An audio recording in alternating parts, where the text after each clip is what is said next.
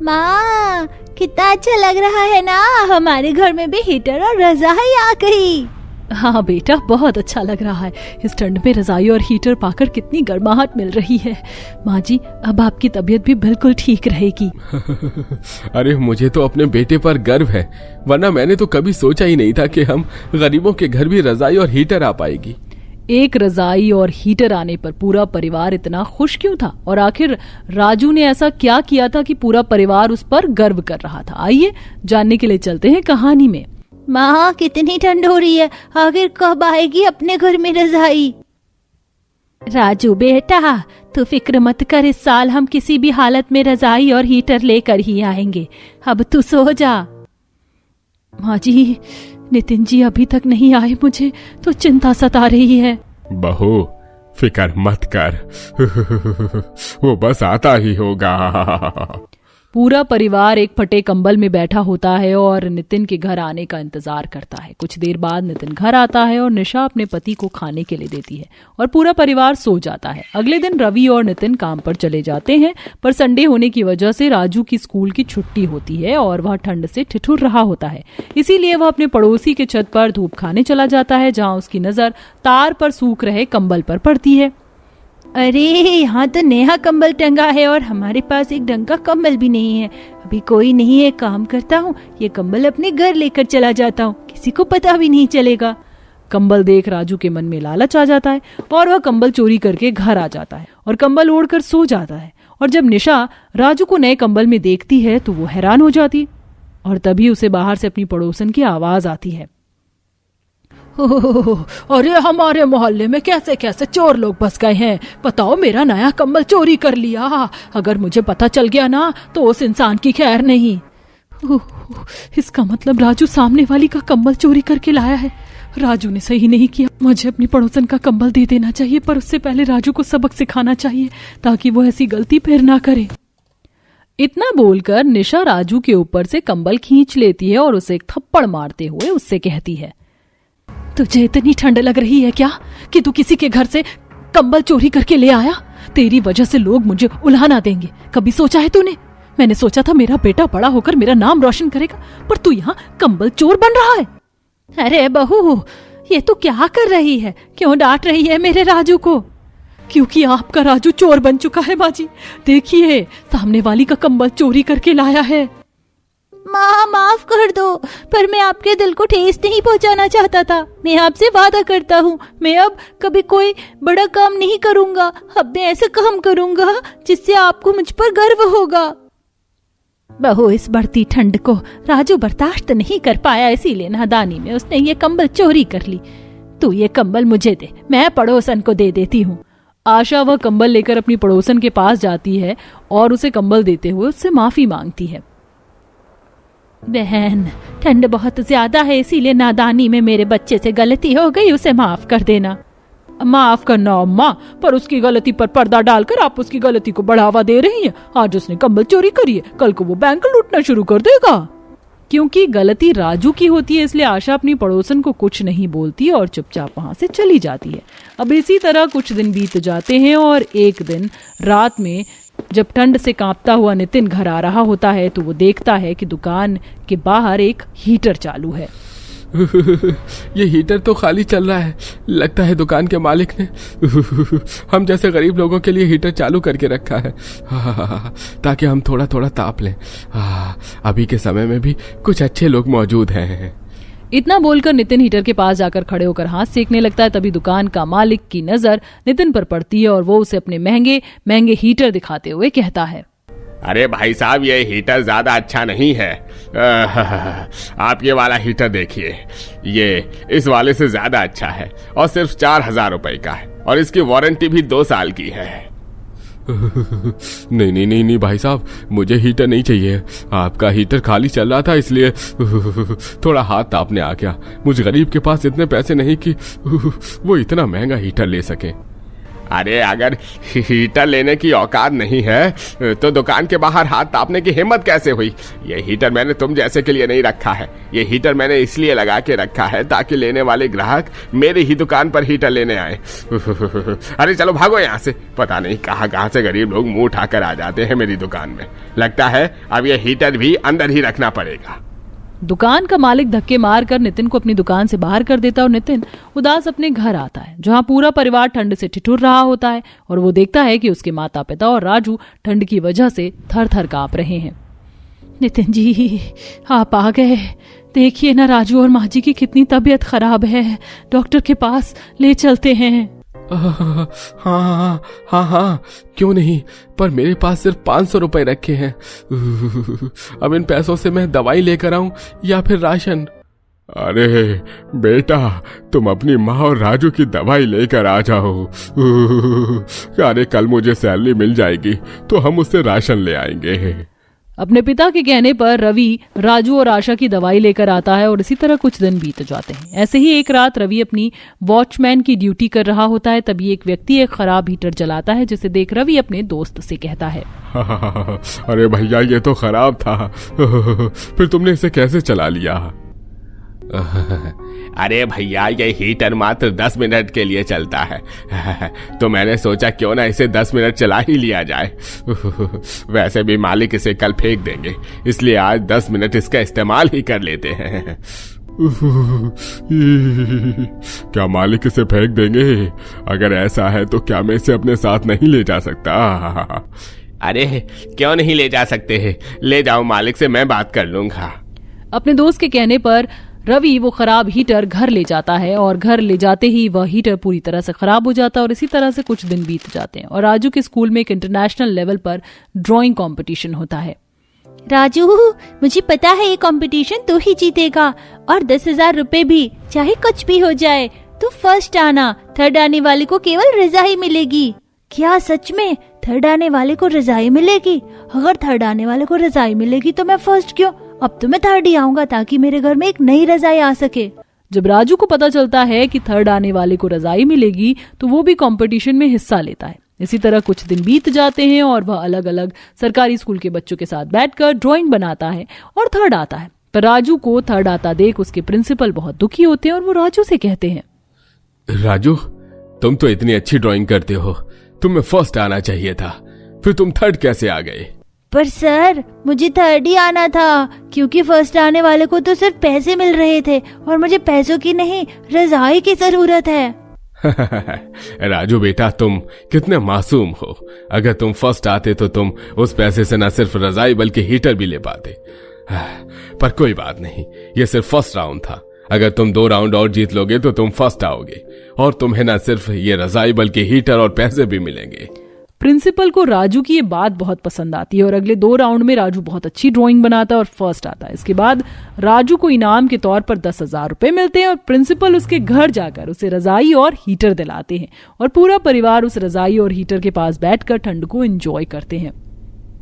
Private school से तो अच्छा सरकारी स्कूल है, इतनी सारी एक्टिविटी होती, मानना पड़ेगा राजू फर्स्ट आया है। मुझे तो यकीन ही नहीं हो रहा। बहन, तुम्हें यकीन भी नहीं होगा क्योंकि तुम्हारा बेटा आज तक कुछ आया जो नहीं, जबकि वह प्राइवेट स्कूल में जाता है। और तुमने मेरे बेटे को चोर कहा था ना, पर मुझे मेरे बेटे पर गर्व है। मेरा बेटा चोर नहीं, एक आर्टिस्ट बनेगा। और अब किसी का मजाक बनाने से पहले 100 बार सोच लेना। अब तुम यहाँ से जा सकती हो। बहुत दिनों बाद हमारे घर में खुशी आई है, हम नहीं चाहते कि किसी की नजर लगे। जिंदगी बर्बाद हो गया। 4 देवर हैं जिन्हें तो कुछ आता ही नहीं है, उनसे तो कुछ होता ही नहीं है। अरे बेटा, तेरे 4 देवर हैं तो तू अपनी सास से क्यों नहीं बोलती कि वो तेरे देवर की शादी करें? तेरे घर में तेरी भी एक देवरानी होती तो वो आज तेरा घर के कामों में हाथ बटा देती, तेरे सर पर इतनी सारी जिम्मेदारियां ना होती। माँ, मैं कैसे बोलूं माँ जी को? उन्हें खुद समझना चाहिए ना कि उनके बेटों की शादी की उम्र हो गई है। उनको परवाह ही नहीं है, इसीलिए मैं इधर उधर की बातों में अपना मन बहला लेती हूँ। बेटा, ऐसा कब तक चलेगा? तू एक बार अपनी सास से बात करके देख, क्या पता तेरी सास के कान पर जू रेंग जाए। करके देखती हूँ। अब मुझे ये बात छेड़नी होगी क्योंकि अपने 4 देवर, पति, सास और ससुर का काम करते करते मैं थक चुकी हूँ और मेरी सास तो बीमार रहती हैं। अपनी माँ से बात करके निशा फोन रख देती है और अब वो सही मौके का इंतजार करती है। कुछ देर बाद जब सभी खाने की टेबल पर बैठकर खाना खा रहे होते हैं तो निशा अपनी सास को खाना देने के बहाने उसके कमरे में जाती है और आशा से कहती है, माँ जी, अब तबीयत कैसी है? ठीक ही हूँ बहू। अच्छी बात है। चलिए अब खाना खा लीजिए, जब तक मैं आपके कमरे की सफाई कर देती हूँ और आपकी अलमारी ठीक कर देती हूँ। बहू तो कितनी अच्छी है, मेरा कितना ख्याल रखती है। इतना बोलकर निशा रूम की सफाई करते हुए अपनी सास से बात करने का मौका ढूंढती है और अलमारी में कपड़े तय लगा के रखते हुए अपनी सास से कहती है, माँ जी, ये तो आपका प्यार है मेरे लिए, पर कभी कभी मैं भी बहुत परेशान हो जाती हूँ। मैं भी सोचती हूँ कि काश मेरी भी कोई देवरानी होती तो वो मेरे घर के कामों में मदद करवाती। माँ जी, आप कुछ बोल क्यों नहीं रही? आपको मेरी बात अच्छी नहीं लगी क्या? इतना बोलकर जब निशा पीछे पलटकर देखती है तो वो देखती है कि आशा खाना खाकर सो गई है। यह देखकर निशा का मुंह उतर जाता है और वो मुंह बनाकर प्लेट लेकर वहां से चली जाती है। अब इसी तरह से कुछ दिन बीत जाते हैं और एक दिन जब निशा घर के बाहर सफाई कर रही होती है तो एक पड़ोसन उससे कहती है, अरे निशा बहू, आखिर कब तक अकेली ही काम करती रहोगी? अपने 4 देवर, पति, ससुर और सास की सेवा करते करते थकती नहीं हो क्या? और एक देवरानी ले आओ अपने लिए। आखिर कब तक अपने 4 देवर के कच्चे धोती रहोगी? तुम नहीं चाहती क्या कि तुम्हारे देवर के कच्चे तुम्हारी देवरानी धोए? ऐसा नहीं है आंटी जी, हम देख रहे हैं लड़की। जैसे ही कोई अच्छी लड़की मिलेगी हम अर्पित की शादी करवा देंगे और आप छत पर खड़े होकर मेरे घर के कच्चे मत गिना करो। अरे निशा बहू, तुम तो नाराज ही हो गई। मैं तो तुम्हारी भलाई के लिए कह रही थी। तुम्हारे देवरों की उम्र के मेरे लड़के हैं, उनकी बहुएं आ गई हैं और तुम्हारे देवर अभी भी तुमसे ही अपना काम करवा रहे हैं। ये गली की औरतें मुझे एडवाइस दे रही हैं या मेरा मजाक बना रही हैं? अपनी पड़ोसन की बात सुनकर निशा मुंह बनाकर अंदर आ जाती है और गुस्से में अपने कमरे में घूमने लगती है। तभी वहां उसका पति विशाल ऑफिस बैग लिए आता है और उसे कमरे में इधर से उधर घूमता देख उससे कहता है, अरे क्या हुआ निशा, तुम्हारे ऊपर भी मंजोलिका चढ़ गई है क्या? ऐसे कमरे में इधर से उधर क्यों घूम रही हो? अभी तक तो नहीं चढ़ी, पर हाँ, अगर मेरी देवरानियां इस घर में नहीं आई तो बहुत जल्द चढ़ जरूर जाएगी। क्या करोगी देवरानी लाकर? देवरानी आएगी तो कलेश होगा। खुशी से जिंदगी जियो इकलौती बहू बनकर। क्यों मुसीबत को अपने गले लगाने के लिए बेकरार हो रही हो? विशाल भी निशा को नहीं समझता और उसका मजाक बनाकर फ्रेश होने के लिए चला जाता है। अब इसी तरह कुछ दिन बीत जाते हैं और एक दिन निशा की दोस्त जिसका नाम दिया था वो उसके घर आती है। अरे निशा, कैसी है तू? तुझे देखकर ऐसा क्यों लग रहा है कि तेरे ससुराल वाले तुझे खाने को नहीं देते? देख तू कैसे सूख कर काटा हो गई है। मुझे लगता है ससुराल के काम करके तेरे दिमाग पर ना असर हो गया था। अब तुझे याद आ गया होगा कि मैं पहले से ही पतली हूँ। अब काम बोल, यहाँ क्यों आई है? घर आए मेहमान का मार कर कौन स्वागत करता है? मैं तो बस तुझे यहाँ अपने देवर की शादी का कार्ड देने आई थी। बहुत जल्द मेरी भी देवरानी आने वाली है। अब करूंगी मैं आराम और वो करेगी काम। वैसे तेरे भी 4 देवर है, कब होगी उनकी शादी? तेरे देवर से तो मेरे देवर छोटे, पर फिर भी उनकी शादी तेरे 4 देवर से पहले हो रही है। अरे यार, तू क्यों मेरी दुखती नब्ज पर हाथ रख रही है? भगवान ने चाहा तो मेरे देवर की भी शादी हो जाएगी। अच्छा, जल्दी से शादी का कार्ड पकड़, मुझे अभी और जगह भी जाना है शादी का कार्ड बांटने। शादी में जरूर आना और जल्दी से मेरे घर भी शादी का कार्ड लेकर आना। दिया शादी का कार्ड देकर वहां से चली जाती है, पर दिया के देवर की शादी का कार्ड देखकर निशा उस कार्ड से अपना सिर पीटने लगती है और एक बार फिर अपने देवर की शादी के बारे में अपनी सास से बात करती है। माँ जी, पापा जी, मैं क्या कह रही थी कि अब अर्पित की शादी करवा देनी चाहिए, वरना उनकी उम्र निकल जाएगी, फिर कोई उनसे शादी नहीं करेगा। और वैसे भी अब घर की जिम्मेदारियां बढ़ रही हैं। अब मुझे भी थोड़ा आराम चाहिए। देवरानी आएंगी तभी तो मैं भी आराम कर पाऊंगी। बहू, तेरा कहना बिल्कुल सही है, पर हम तेरे देवर की शादी बिना उसकी मर्जी से थोड़े ना करवा सकते हैं। अपनी सास और ससुर की बात सुनकर अब निशा अपने देवर के घर आने का इंतजार करती है और रात को जैसे ही उसका देवर अर्पित घर आता है तो निशा चाय देने के बहाने अपने देवर के पास आकर बैठती है और कहती है, क्यों देवर जी, देवरानी कब ला रहे हो? सारी जिंदगी मेरे हाथ की चाय पीनी है या बीवी के हाथ की भी चाय चाहिए? उम्र निकल जाएगी तब शादी करोगे क्या? बुढ़े हो जाओगे तो कोई लड़की भी नहीं मिलेगी। अगर आपकी नजर में कोई लड़की है तो बता दो, मैं आपकी शादी करवा दूंगी। और भूलो मत, आपके पीछे लाइन में और भी 3 भाई खड़े हैं। क्या भाभी, अगर मेरी जिंदगी में कोई लड़की होती तो मैं अब तक शादी कर चुका होता ना। अरे ये क्या, हम आपके भरोसे बैठे थे और आप हैं कि मम्मी और पापा जी के भरोसे बैठे हैं। पर कोई बात नहीं, आपकी शादी की जिम्मेदारी अब आपकी भाभी लेती है, बस आप हाँ कर दीजिए। जब निशा को यह पता चलता है कि उसके देवर की कोई लव स्टोरी नहीं चल रही तो वो इस बारे में अपनी सास से बात करती है और बहुत जल्द निशा अर्पित के लिए एक रिश्ता देखती है और उसकी शादी फिक्स कर देती है, जिसके बाद तो निशा की खुशी का ठिकाना ही नहीं रहता। आज मेरे देवर की शादी है, आज मेरे देवर की शादी है। नहीं नहीं, शादी में तो अभी टाइम है। लो चली मैं अपने देवर की बारात लेके, लो चली मैं। अरे बहू, अब गाने ही गाती रहेगी या खाना भी बनाएगी? शादी को अभी 1 महीना है तो तू क्यों अभी से उछल रही है? माँ जी, बस कुछ दिन की बात है, फिर आपका खाना बिल्कुल समय पर बनेगा। बस एक बार इस घर में मेरी देवरानी आ जाए। निशा इतनी ज्यादा खुश थी कि उसे फर्क ही नहीं पड़ता कौन उसे क्या कह रहा है और वो हर समय बस खुशी में झूमती रहती है। ऐसे ही एक दिन निशा छत पर नाचते हुए कपड़े उतार रही थी कि तभी उसकी पड़ोसन उससे कहती है, अरे बहू, पैरों में पहिए लग गए क्या जो तू रुक ही नहीं रही है? अरे थोड़ी शर्म कर ले, छत पर नाच रही है, मोहल्ले के सभी आदमी तुझे देख रहे हैं। देखने दो आंटी जी, क्योंकि अब ये बहू पुरानी हो गई, अब शर्माएगी मेरी देवरानी।